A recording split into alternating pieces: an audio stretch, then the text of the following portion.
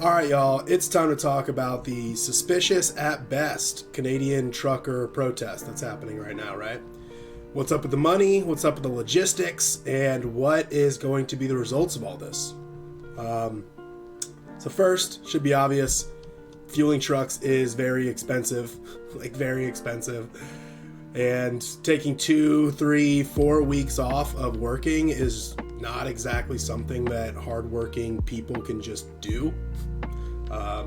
Taking time off work when you're living paycheck to paycheck's not very smart.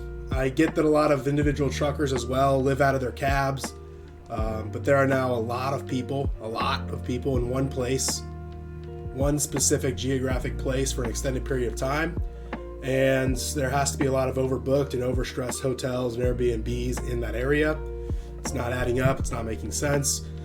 Also, not a lot of showers or food for all these truckers, and there isn't a whole lot of shipping taking place at the moment because of all this. So, any of these food shortages and supply shortages in the cities that they're occupying, it's not really going to be able to be resupplied very quickly. So the big question is, who's funding this all? What's up? What's really going on behind the scenes? Who is buying these truckers the food, the lodging, and the gas that is needed to make this whole thing possible, right? These are questions that need to be asked. Who is really behind the GoFundMe page that everyone points to when you bring this up? And how exactly are those funds being distributed? I get that money's being raised, but who's in charge of that money? Whose bank accounts is that money entering into? And how are we actually logistically putting that money into debit cards and bank accounts of these truckers? How exactly is that happening, if at all? GoFundMe itself is, not very conservative or Christian. It, shuts those people down. If you're not aware, they don't really like grassroots movements that support liberty and justice and conservative values or Christian values.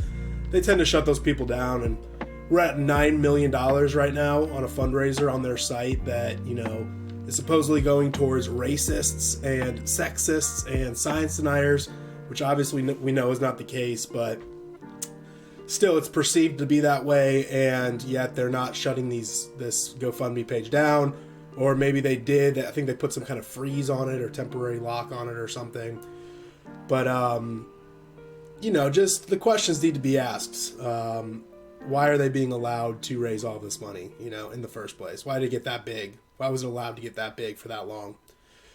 GoFundMe decided that this is one of the funding campaigns on the right, the quote-unquote right, that, is also going against the powers that be, that, for some reason they're allowing to just happen. They're allowing to exist on their site. Do you find that suspicious? Do you find that suspicious? And who exactly is in charge of this fundraiser? And, taking responsibility for distributing these supposedly authentic funds.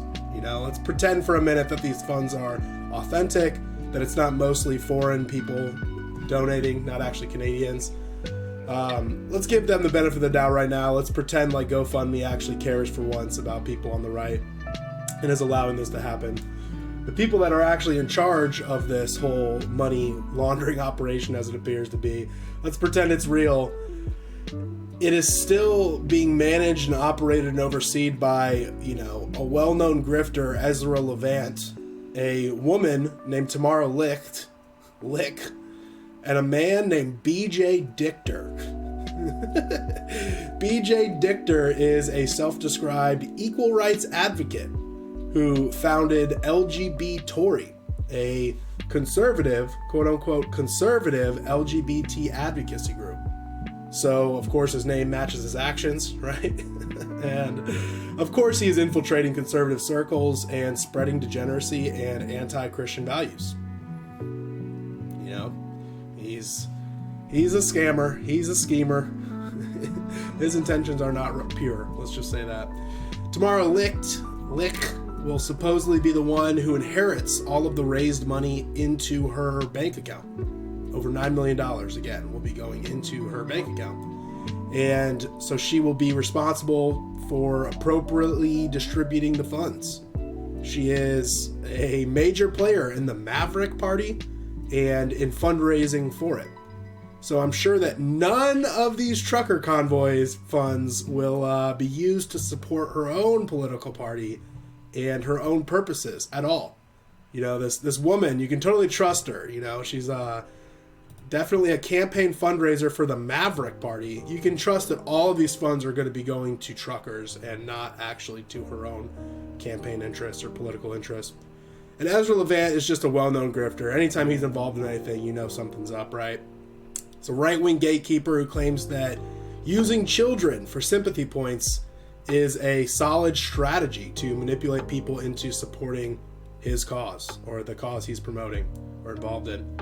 And in the past, he has threatened his ex-employees with lawsuits if they were to speak out against his shady business dealings, along with a whole host and list of other shady things and questionable things in that man's history and past. I'm not going to just make this an Ezra Levant hit piece video. And there are many good-hearted people supporting this trucker convoy. All right, right? It's like you can see in the videos, like there's real people lining up to cheer this on. There are really good-hearted people who want to make a change and want to make a difference who are supporting this.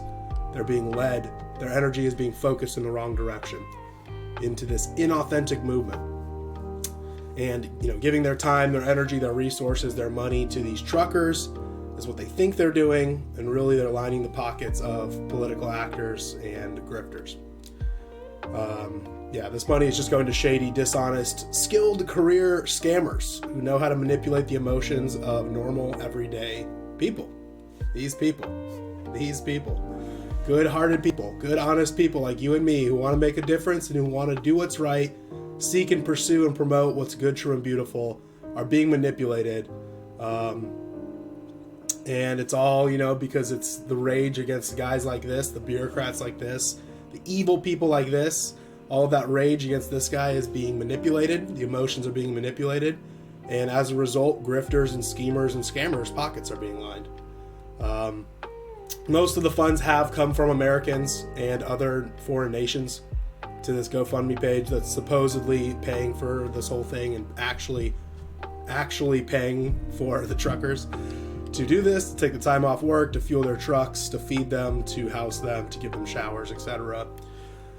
And it's, you know, that fact that this foreign money is involved, you know, most of the money involved is foreign, is, turning this supposedly authentic nationalist protest into a globalist cause and likely just a worldwide money laundering opportunity for grifters and fraudsters on the right, quote unquote.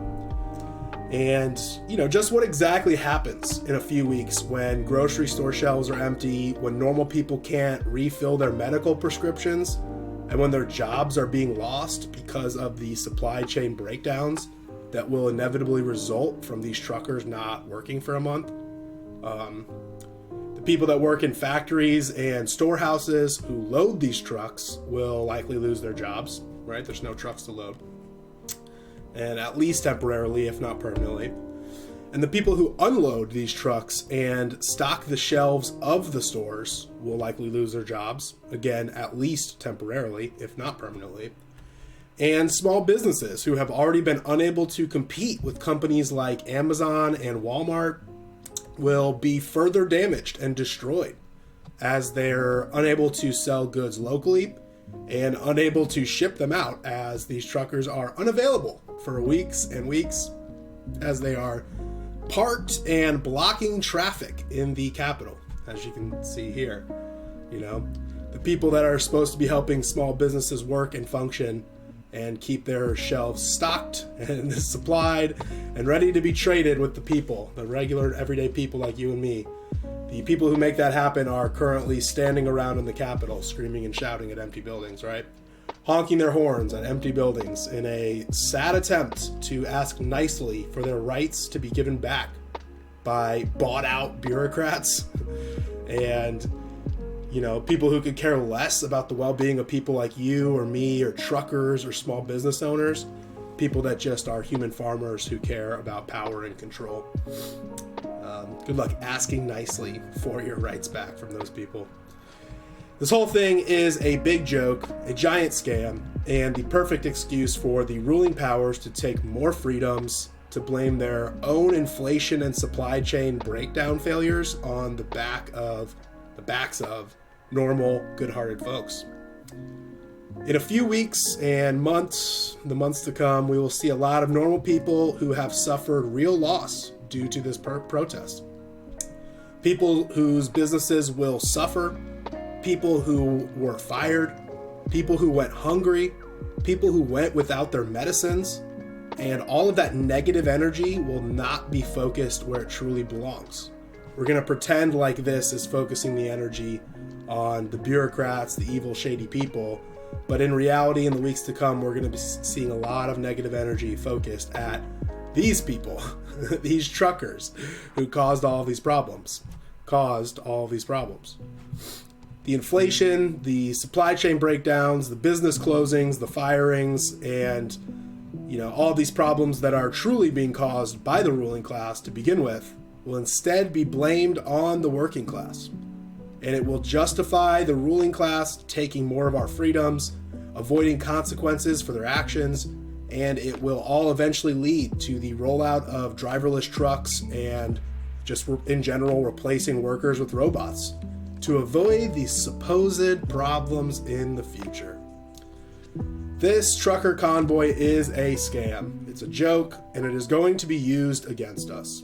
Cheer it on all you want, be emotional and support it all you want, give it your money all you want, but it is going to be used against us.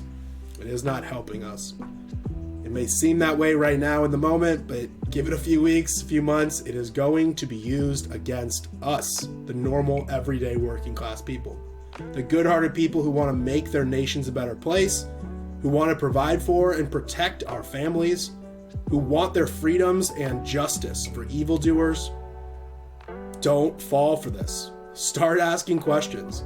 Don't send your money to known grifters, shady organizations, questionable at best GoFundMe pages. Don't send your money to them. And stop putting up with the ruling class demonizing you and refuse to comply with their unjust, unrighteous rules and demands in your life, locally and continually. Refuse to comply with their unrighteous demands. Mobs in capital cities, just might be a bad idea, guys. You didn't know already, having like a mob in a capital city is probably not a good idea. You might not have learned that lesson last year on January 6th in Washington, D.C., but this might not be the best idea, guys, if you're not actually a revolutionary seeking to overthrow the government by force and replace it with yourself and your buddies. This show of force that isn't actually backed by any violence, any real substance, might not be a good idea, guys. It might be used against you. I don't know how many times it's going to take to learn that lesson, but not a good idea. Instead, focus your time, focus your energy, and focus your resources on rebuilding yourself, your family, your communities, and your churches. They need it badly. These empty buildings right here don't need to be honked at and screamed at. Your families, your communities, and your churches need you right now, truly and seriously. It's time to stop begging politicians and voting for politicians to save your problems, fix your problems, and save you. You need to be the hero that you're waiting for. You need to use your time, your energy, your resources on rebuilding your life, rebuilding your family, your communities, and your churches. And let's go out and make real change in our life happen in normal, simple, everyday ways, instead of just LARPing around like revolutionaries, Sorry, not sorry.